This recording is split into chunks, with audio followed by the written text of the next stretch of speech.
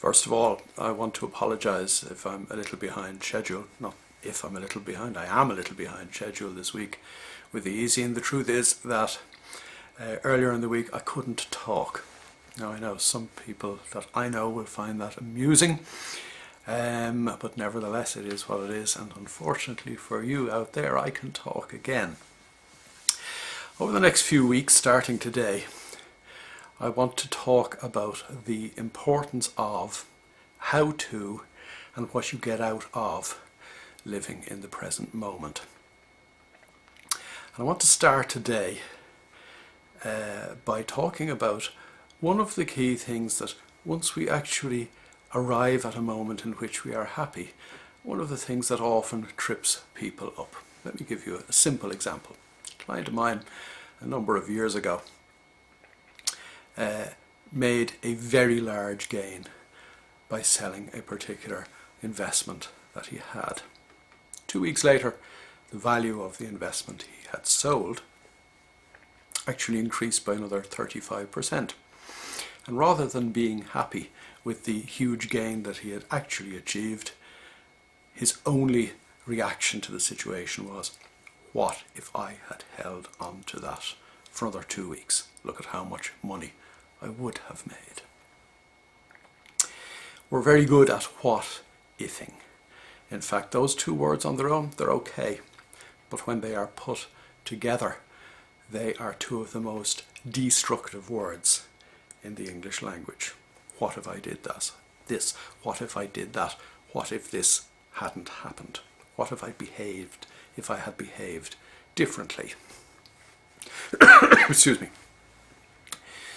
The point is that we are always second guessing. We are always thinking about things that have happened in the past.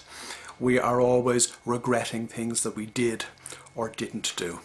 We are always second guessing what's going on now by virtue of stuff that happened in the past, even when we have arrived at a happy situation in the here and now.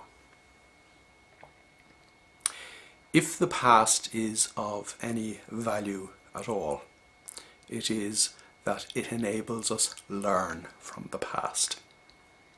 And what I mean by that is learn from the things that we've done well or done badly in the past, and apply that learning in the now, not by reference to the past, but by reference to what is actually happening in the here and now. It's not something that comes naturally to the ordinary mind, for the simple reason that the ordinary mind, running as it does on automatic pilot, uses the past as a reference point for everything that is happening now, and to guide our reaction to everything that we think is happening now.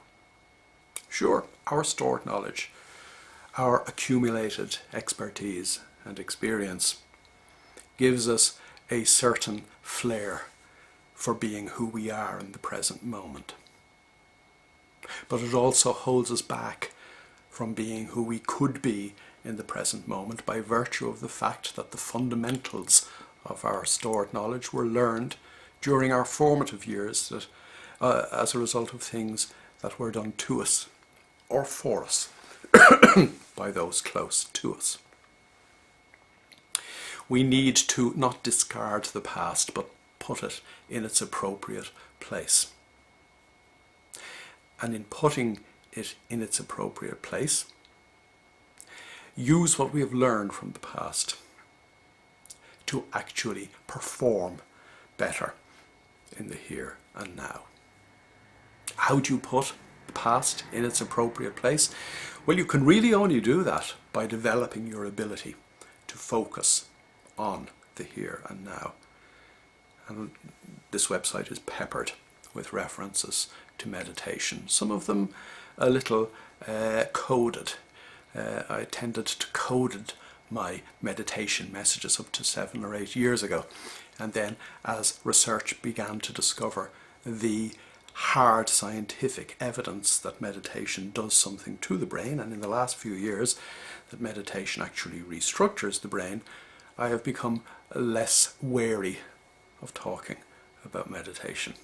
As I said to a group of people a number of weeks ago, if you don't meditate, you won't achieve what you want to achieve. You certainly won't achieve anything worth achieving, and you certainly will not achieve anything that the ordinary mind wouldn't dream of achieving.